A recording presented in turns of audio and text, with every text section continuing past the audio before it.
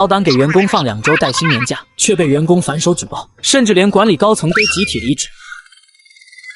你好，我是张成业，这边市区劳动监察大队接到举报，你单位在刚过去的周6，也就是本月的27日，强制要求员工加班。您好，关于周6加班的事情，是因为台风耽误了工期，临时安排的。我已承诺支付双倍加班工资。张总，根据劳动法，周末加班是不能强制要求的。举报人还反映你司存在非法定假期安排休假的情况，扰乱了正常的工作秩序，要求一律依法执行。现在我们介入调查。好的，我们接受调查，并且我保证从今往后，华常制衣的一切规章制度都将严格遵守国家法律法规。第2天上午，劳动监察大队的人就来了。这是我们厂的周6加班的记录和工资核算单子。台风耽误了工期，客户催得急，我们也是无奈。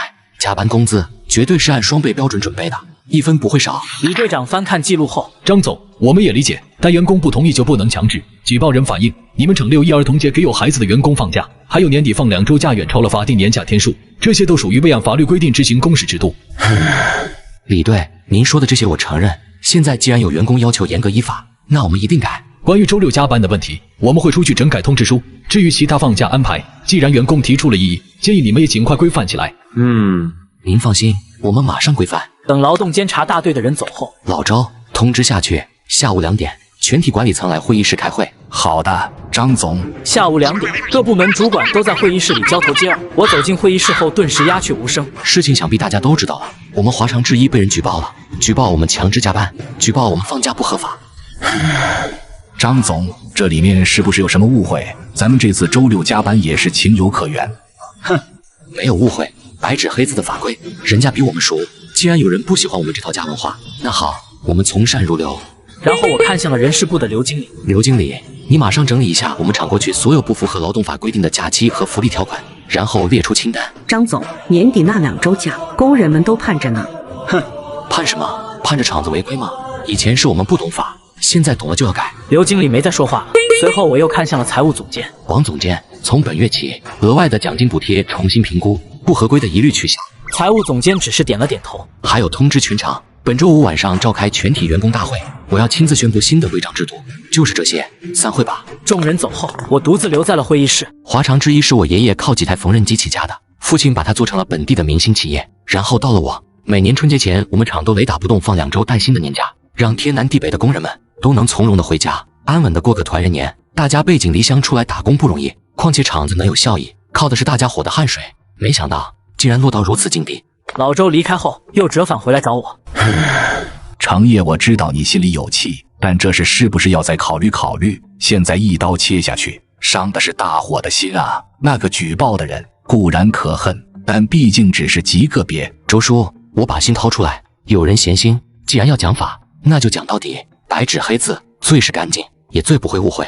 老周最终什么也没说，只是摇了摇头，然后默默离开了。到了周5晚上，食堂坐满了人，工人们交头接耳，议论纷纷。我拿着话筒走上临时搭的主席台，台下渐渐安静下来了，所有目光都聚焦在我身上。我打开话筒，声音顿时传遍整个食堂。各位工友，晚上好。近期我们厂收到劳动部门的整改通知，即日起对公司的休假及薪酬制度进行如下调整：第一，取消每年抗战胜利纪念日的半天休假；第二，取消6一儿童节等非法定假期的相关福利休假；第三，取消每年春节前公司额外提供的超过法定天数的带薪年假。整个食堂先是一阵死寂，随即轰的一声炸开了锅。什么？年底竟然要取消了？就放几天啊？那我们怎么回家啊？哎呦，我火车票都跟老乡说好一起买了。议论声和质疑声越来越大，几乎要掀翻屋顶。我在一片混乱中看到了一个在微笑的年轻男人。那个实名举报者是他吗？经规定实行的第1个工作日，厂里充斥着压抑的沉默，工人们端着餐盘，找到座位就安静的吃饭。我坐在管理层的小隔间里，食不知味。这时老周端着盘子坐了过来。程业，这样下去真的不行啊，士气太低了。下午包装车间那边效率比往常慢了2成。我夹了一筷子菜吃。慢就慢点，按法规8小时工作制，又没让他们赶工。出货慢不仅会损失公司的订单，还会减少他们的奖金。周叔，订单损失和奖金减少都是依法合规的结果，毕竟是他们中的某个人要求的合法。老周被我的话噎住，没再说什么了。下午我去了趟包装车间，这里是之前厂里最热闹的地方，女工手脚麻利，同时嘴也闲不住。往常进来总能听到各种家长里短，今天却只有胶带撕拉的单调声音。女工们埋着头机械的工作。县长看到我赶紧走了过来。张总，您怎么来了？今天的效率怎么样？还行，就是大家正在适应新节奏。就在这时，车间那头突然传来哗啦的声响，是一摞包装好的纸箱倒了。所有人循声望去，而那个弄倒箱子的女工手足无措地站在一边。没事没事，小陈你小心点，大家继续干活。工人们又默默低下头，车间里恢复了安静。随后我转身走到门口，就听到了极轻的讨论声，就是因为小赵搞什么合法，害得我们年底假都没了。是啊，真的是害人不浅。哼，我不用去查举报者是谁，因为工人们自己心里有杆秤，而集体性的排斥比任何公开处罚都来得厉害。果然几天后，关于那个举报者赵磊的消息也断断续续地传到了我耳朵里，他被彻底的孤立了。老周把月度生产报表放在了我的桌上，效率环比下降了18%，次品率上升了5%，客户投诉开始增多。程业有几个老客户明确表示，如果下个月交货期还不能保证，就要考虑换供应商了。我翻看报表后，依法办事就是这样，我们得学会接受。程业，这厂子是你父辈的心血，也是大家伙这么多年一起撑起来的，不能就这么毁了。周叔，规矩就是规矩，以前那套行不通了，你要是觉得难做，可以休息一段时间。老周愣住了，他看我还是如此固执，最终还是默默地走了出去。我必须坚持下去，让所有人都看到，按法规办事，最终会是什么结果？这不仅仅是为了出一口气，更是在证明过去的家文化是错的。我要证明冷冰冰的规则才是这个世界运转的唯一真理。又过了2周，在一个普通工作日的早晨，然后人事部刘经理拿着一个厚信封，就慌慌张张地跑进来了。张总，出事了，这是周副总他们一起提交的辞职信。然后他把信封放在了我桌上，我打开了老周的辞职信。张总在华厂23年，一路走来，感慨万千。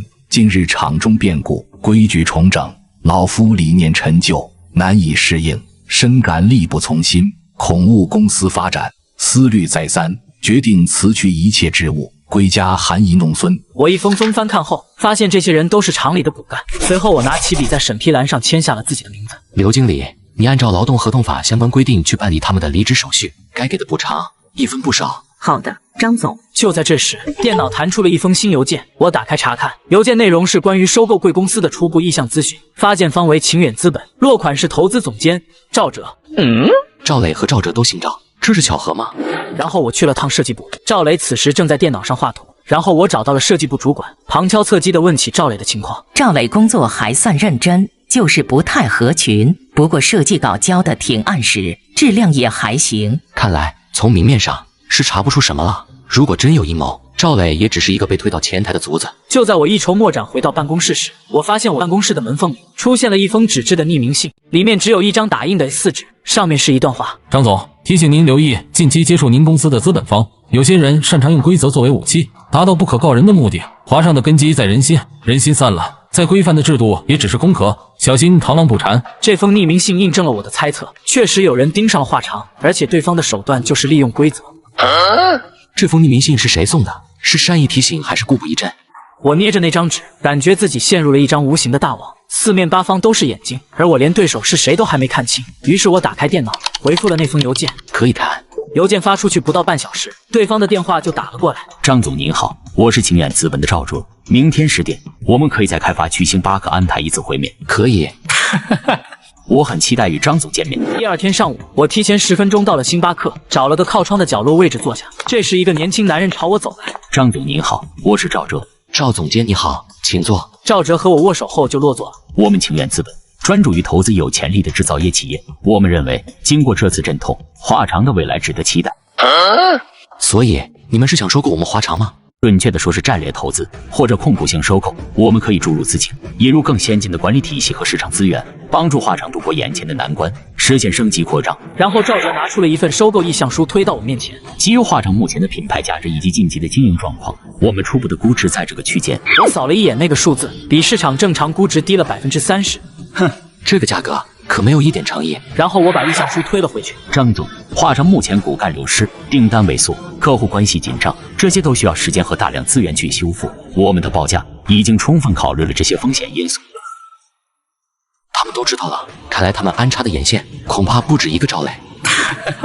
我相信这对华长是一个难得的机会。赵总监，我需要一些时间。当然，这是我的名片，期待您的回复。然后我拿上赵哲的名片和意向书，就起身离开了。赵哲在我走后就打了一个电话，他比预想的更加沉得住气，价格可以适当提高一点，但底线不变，继续施压。放心，他撑不了多久。我回到办公室后，就让人把赵磊喊了过来。张总，您找我？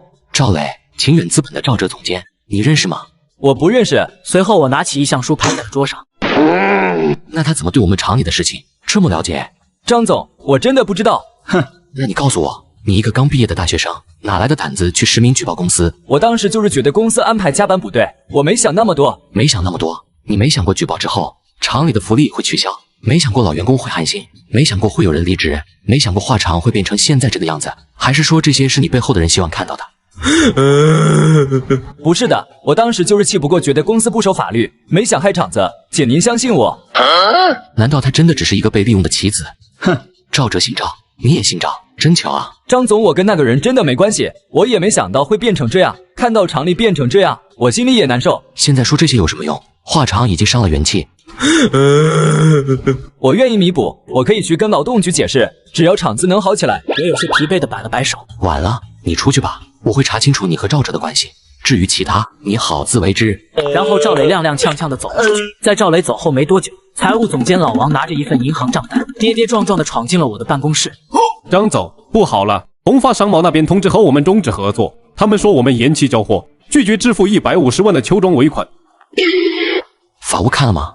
看了，合同条款对我们很不利，违约金比例高，而且他们确实占理。这150万是支撑厂子下个月工资和原材料采购的救命钱，我的心也沉到了谷底。张总，现在怎么办？原材料供应商也催着结上一批的款子，账上的钱撑不了几天呢。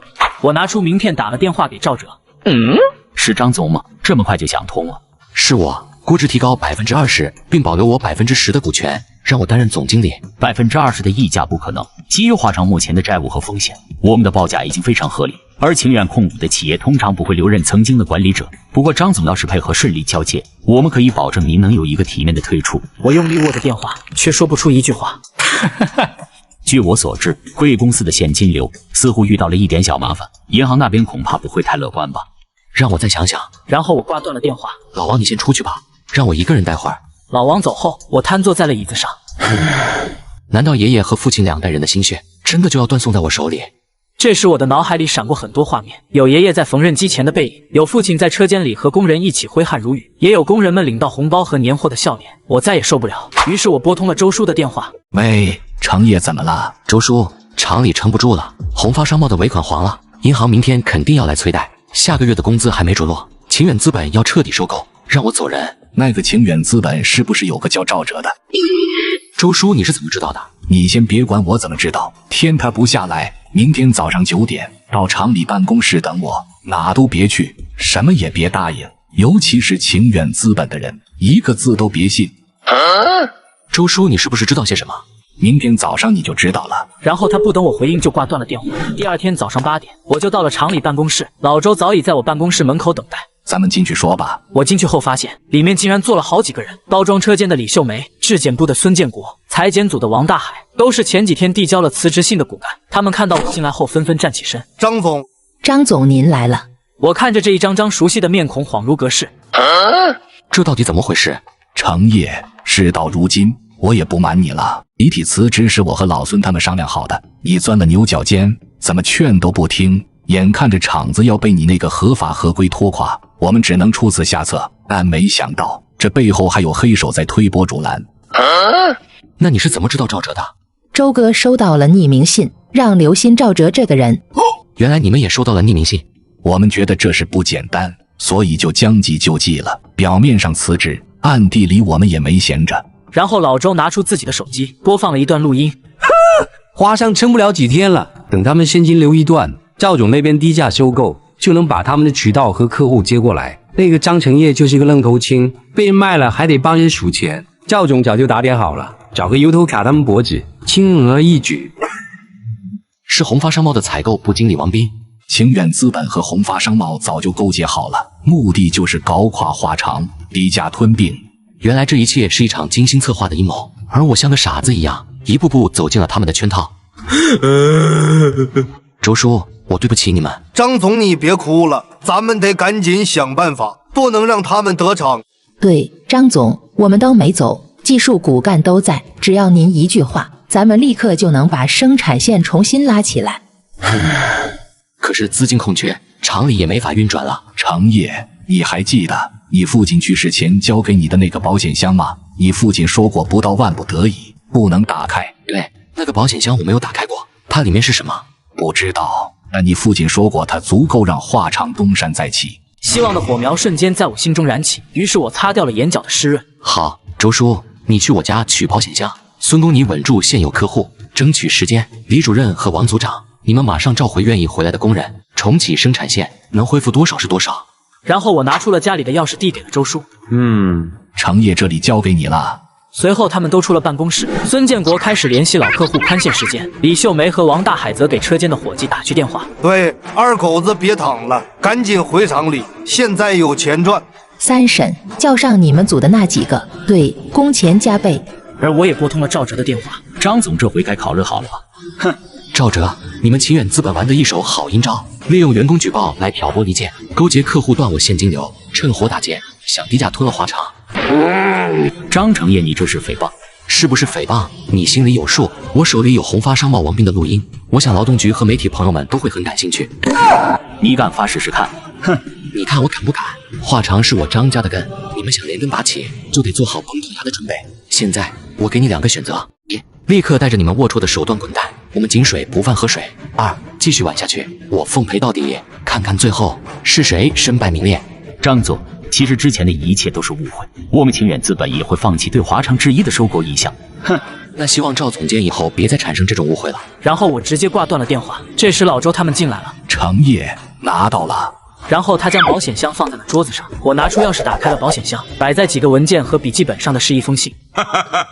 程烨，你还是打开了这个箱子，不过别慌，爸给你留了后路。我早年秘密持有云纺的30%股份，你可以拿股权证明书去找他们。专利证书的几种核心面料工艺，足以让华厂在产品上领先同行5年。笔记本里的客户是我的老朋友，他们会帮你。记住，做企业守住根本，方能长久。原来父亲早就为我和华厂铺好了退路。这时老周他们围了过来。老张总他还真是深谋远虑啊。周叔，立刻联系云纺公司确认股权。孙工，按照笔记本上的名单联系新客户和新供应商。李主任、王组长，全力生产，我们要用最快的速度拿出最新最好的产品。收到。